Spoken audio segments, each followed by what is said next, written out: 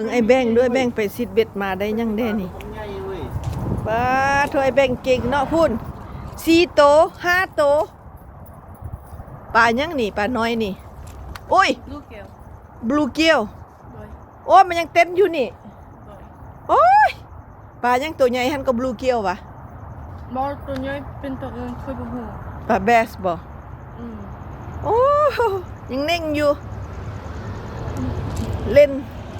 นสายฮะก็ไปซิดเบ็ดมาพี่น้องโอ้บลูเกียวเป็นตัว3 ตัวนี่พี่น้อง45 ปีแบบอยากไปซิดเบ็ดมึงแม่พี่น้องโอ้ย เน่งแม่สิตุนแท้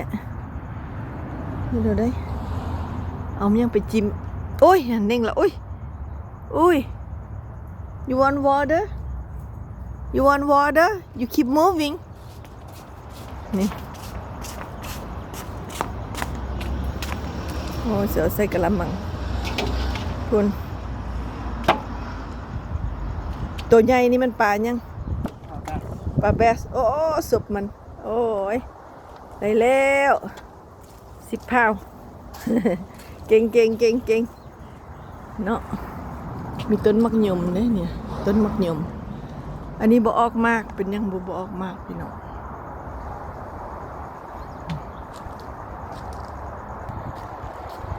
อันนี้มันต้นมะกอกบ่มีมากพี่น้องมะกอกอยู่อเมริกาเด้อบ่มีมากนี่โอเคขอบใจหลายๆก็ติดตามให้เด้อเฮงรวยๆ